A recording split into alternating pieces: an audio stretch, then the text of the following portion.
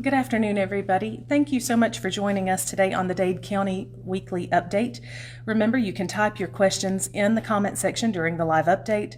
And if you have any questions that you don't want to ask while we're doing the update, you can always email us at info@dadecounty-ga.gov. Thank you so much for coming to the right place for the right information. If you know someone who would be interested in hearing from us today, go ahead and invite them to watch this live broadcast or start a watch party so you can hold your own discussion. Remember that you can also watch this later on Facebook or YouTube, and sharing the links to our videos is super easy. I want to remind you to always check our calendar at dadecounty-ga.gov for upcoming events, and as a reminder, the Department of Driver Services will be here next Monday, the 22nd. We do put out reminders on Facebook and Twitter for the Department of Driver Services when they're going to be here, but it's always a great idea also to check our website at dadecounty-ga.gov for closings due to weather or COVID. We do have that on the very front page of our website. As a reminder, the Department of Public Health does have some available appointments for next Monday for the COVID vaccine. So if you're interested in scheduling that, you can call them at 706-657-4213 to make your appointment. We are still currently in Phase 1A, so if you are 65 or older and a resident of the state of Georgia, you are eligible to receive that vaccine at the moment. As an important announcement, and we'll talk about this a little bit later, Governor Kemp, the governor of the state of Georgia, is expected to make an announcement today at 4 o'clock regarding the COVID vaccination rollout plan here in the state of Georgia. We will keep you posted about that briefing, and we'll also try to share that announcement, and we will also update our website so that you can know what he has said and determined in that 4 o'clock announcement that he will do today. So those are a few things that I did want to tell you. We will go ahead and go to County Executive Ted Rumley for the rest of our weekly update.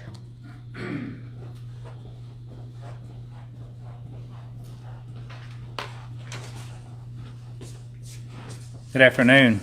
Hope everyone is having a good day on this Thursday afternoon. We had kind of dodged the bullet on our weather last night. We had a little bit on the mountains, and we were able to take care of that as far as the roads goes without a whole lot of problem. But thank goodness we didn't get a lot of the stuff like Memphis or any of those places over there got. Have a few things to go over before we go into the COVID update. I always give you an update on County Road 6, which is Wide Oak Gap. The project's running really good. We've kind of been slowed down in the last couple of days. They want to make a pour this week, like tomorrow. I'm not sure he's going to be able to do that because of the weather, but we're doing everything. It's not really set us back that far, but we're still on schedule. It's really looking good up there right now. It's changing almost weekly now, as far as the cosmetics of it now. So they're really coming right along with it. So we're still hoping to open that road up, sometime right there, maybe early March or middle March right now. The Tractor Supply, and I know a lot of you look over that way when you go by. They are working almost 24/7s on that building. The actual owners will take possession of that building the March the 1st. Keys will be turned over to them from the people that are building it, and it's just tentatively they say they possibly could be opened up by around the 27th, 26th, 27th. And as far as applications, Trenton does come up now online of the Tractor Supply website, so you go online and actually it'll guide you right through what you need to do to fill out applications. I do know, as I mentioned last week or week before last, the direct manager that's going to be able to store. He has been on ground over there in the last few weeks, actually talking to people. Went out. I know where he's reached out and talked to our people there over to 4-H building there. Miss Dyer, which is our person there in charge. I know she's met him, and they're going to really seem like they're going to be really good to work with for with our ag people and youth and all. So we'll give you more update on that as time goes near. Dollar General on the Mountain. I'm not sure on the opening day that I'll find that out between now and next week, but they are rolling with it too. They've got the concrete, the parking area poured. Power's on, and they're inside, working, and so it really looks good. I think they've got the sign up or have it up. And I noticed yesterday we were putting the big Tractor Supply sign up too down over on the interstate. So they're really shaping up. So we're going to have really a good spring here, a big spring as far as grand openings go. The driver services, as Carey mentioned, they will be here next Monday, and they still are asking you possibly to make an appointment. Just saves you a lot of time to do that, keep from having to wait. But I've not had any complaints really with people, in the last few weeks like we were at first. They will not turn you away. There at first they did turn some people away, and I don't blame them. I would have been upset too. But just bear with them over there if you don't make an appointment. That number's posted. I don't have it here, but it's posted there on our website to call the Department of Driver Services. And of course, the election has been announced. It's announced a special election date for East Splosh and that's East Splosh. That is the school educational splosh. It's not got anything to do with our splosh. That is totally their splosh, and it's separate totally. It's going to be on Tuesday, March the 16th, 2021, and the advanced voting hours are they're actually set. She's got those online too. I'm not going to go through all those, but you will be able to vote advanced voting here in this building, the administrative building, and of course on that Tuesday, it's sent just like all our other elections. You'll have to go to your precinct and vote there personally there. So keep that. Voting does start next Monday. That's right, next Monday. Yeah, so I know it's really important to our schools to that they rely on that pretty heavily, the East Splosh, and they use that just as we do to keep your property taxes down. And so do consider that one way or the other. At least go vote. That way you can't. It would give you room to complain if it passes or don't pass. But please vote. Let's see if there's anything I want to mention. I do want to mention, of course, Alan Bradford. I want you to keep him in your prayers, because Alan's really having a really hard time, really bout with this stuff. He's in the hospital, Memorial.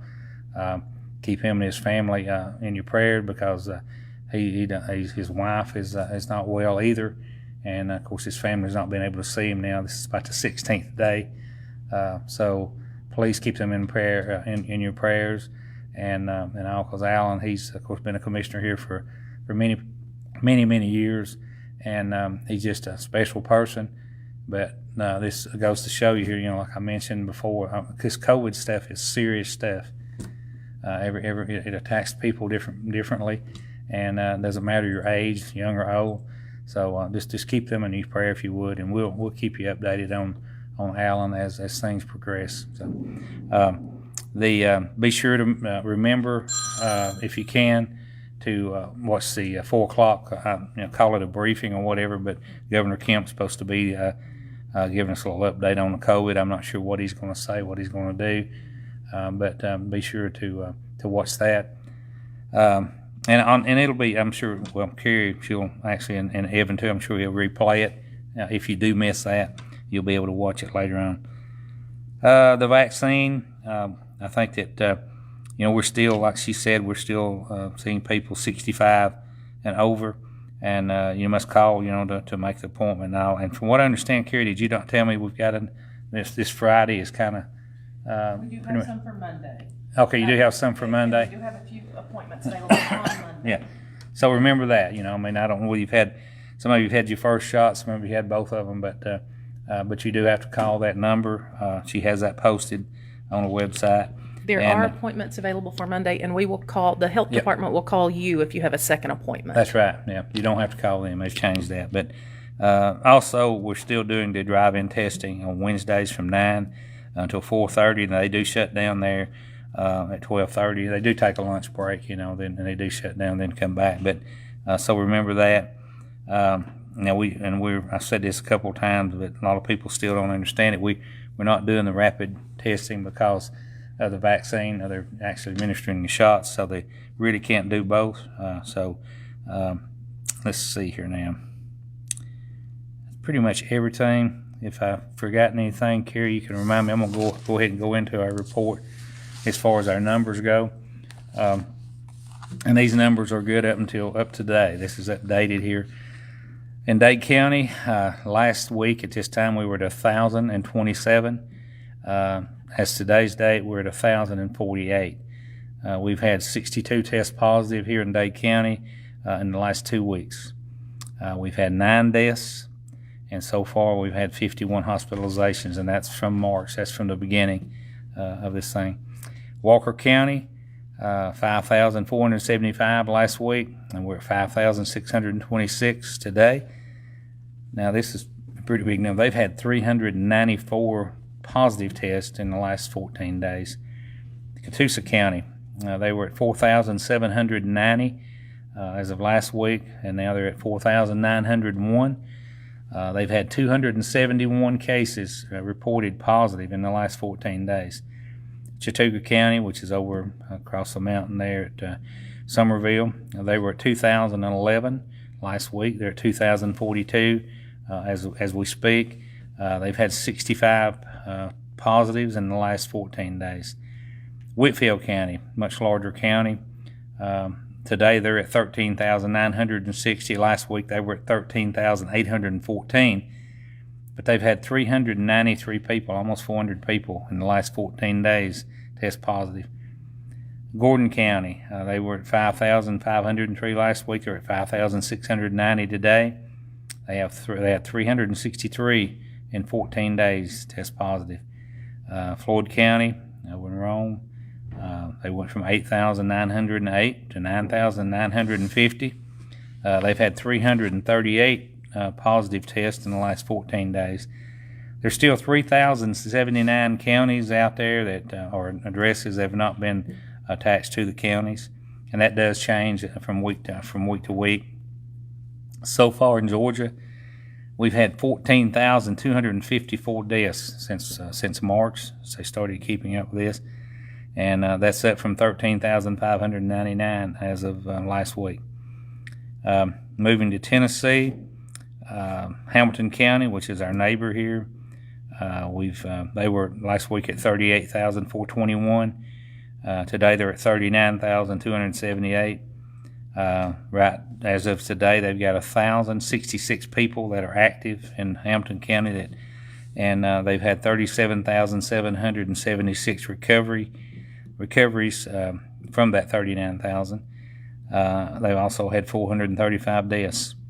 Marion County, they were at 2,681 last week, and today they're at 2,863. They have 67 active cases with 2,753 recoveries and 43 deaths. Grundy County went from 1,530 to 1,628 as of today. They have 71 active cases. They've had 1,529 recoveries, and they've had 28 deaths. Sequatchie County, they went from 1,480 to 1,514.